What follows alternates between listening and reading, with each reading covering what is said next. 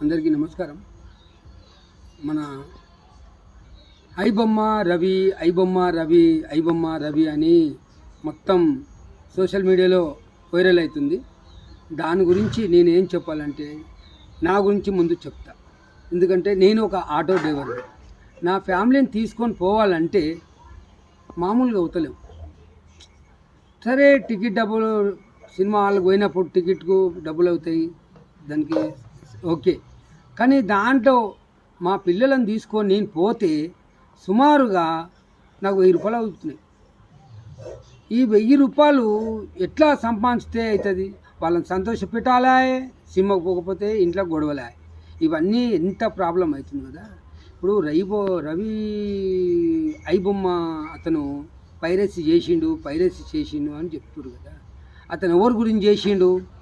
ఏమైనా ఆస్తులు సంపాదించిండా? మన గురించే కదా, మన గురించే చేస్తున్నాడు, ఇంకా ఎవరి గురించి చేయలే. తను ఏదో పెద్ద ఇది కావాలని చేసలేడు, మన గురించి, మన చిన్న ఫ్యామిలీ గురించి తను చేస్తున్నాడు. ప్రతి ఒక్కరూ అతని డైరెక్టర్లు, రాజమౌళి కావచ్చు, మెగా ఫ్యామిలీ నుంచి చిరంజీవి కావచ్చు, మరియు నాగార్జున, వీళ్ళందరూ మన ఎందుకు అంత ఇదైపోతారో తెలియదు. కోట్ల రూపాయలు సంపాదించారు వాళ్ళు, కోట్ల రూపాయలు సంపాదించారు.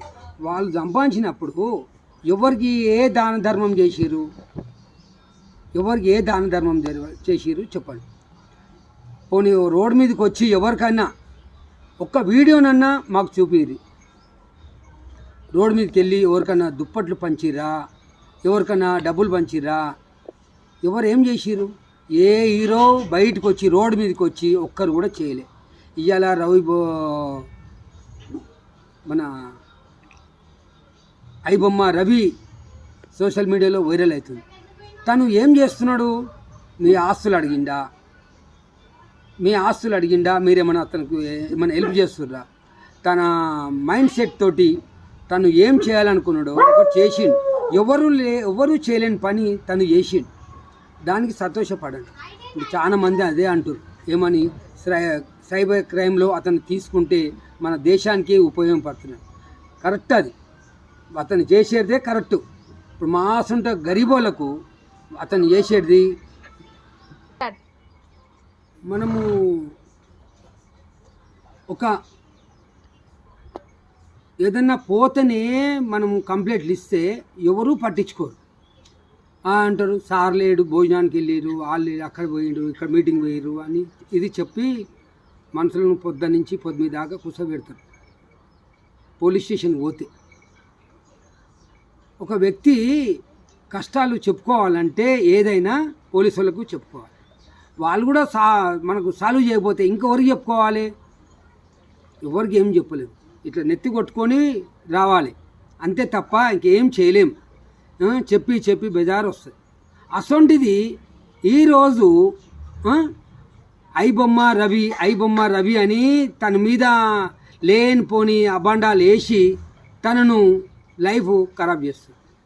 తన ఫ్యామిలీ పొడగొట్టుకొని అలా తండ్రి ఎంత ఇబ్బంది పడుతున్నాడు, వాళ్ళు ఎంత బాధపడుతురో అవి కొంచెమన్నా ఆలోచించి మనం మాట్లాడాలి.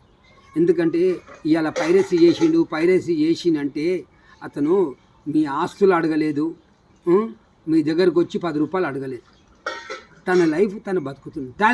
టాలెంట్ తోటి తన టాలెంట్ ఏముందో చూపించిండు, అందరికీ దట్టగా నూకిండు. ఐబొమ్మ రవి, నేను కూడా చెప్తున్నా కదా, తను ఒక సామాన్యుడు కాబట్టి. అదే మీ లెక్క కోటీశ్వరుడు అయితే తను ఈ పని చేసేటోడు కాదు. అది మన ప్రజల గురించి మాత్రమే చేసింది. ఫ్రెండ్స్, ఈ వీడియో చూసి లైక్ చేసి షేర్ చేయండి. ఇలా నేను తప్పుగా మన ఐబొమ్మ రవి గురించి నేనేమన్నా పొరపాటు మాట్లాడితే నన్ను క్షమించండి. దీనికి ఈ వీడియో ఎక్కడ దాకా పోతుందో నాకు తెలియదు. మీరు నాకు లైకులు కొట్టాలి అని నాకు ఏం చెప్పను. ఆల్రెడీ అందరికీ తెలుసు. నేను జానీబాయ్ అంటే తెలియని వాళ్ళు లేరు. జానీబాయ్ అంటున్నాను, కానీ నేను ఒక ఆటో డ్రైవర్ని. కేవలం నేను ఒక ఆటో నడుపుకుంటా నా ఫ్యామిలీని బతికించుకుంటున్నా. కానీ ఒక అతన్ని అనేటప్పుడు, ఐబొమ్మ రవిని అనేటప్పుడు కొంచెం చూసి ఏదైనా మాట్లాడండి.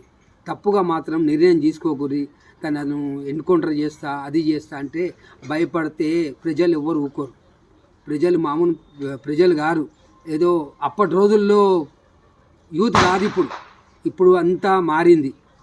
తను ఇప్పుడు ఒక హీరోకు ఏదైనా జరిగితేనే కోట్లాది మంది వస్తారు. ఒక పవన్ కళ్యాణ్ కావచ్చు, ఓ మహేష్ బాబు కావచ్చు, వచ్చే చిరంజీవి కావచ్చు, రామ్ చరణ్ కావచ్చు, జూనియర్ ఎన్టీఆర్ కావచ్చు, ప్రతి ఒక్క హీరో ఒక సెలబ్రిటీ తనకు వస్తే కోట్ల మంది వస్తారు. ఈరోజు అందరికంటే మించిన హీరో వస్తున్నాడు, మన ఐబొమ్మ రవి. తొందరగానే విడుదలవుతాడు. మళ్ళా అదే ఛాలెంజ్ చేసి చూపిస్తాడు. మీకు 100% చెప్తున్నా. మీకు ఐబొమ్మ రవి మళ్ళీ వస్తాడు. మనం ఐబొమ్మల మళ్ళా చూస్తాం. ఇది మాత్రం 100% గ్యారంటీ. ఓకేనా ఫ్రెండ్స్?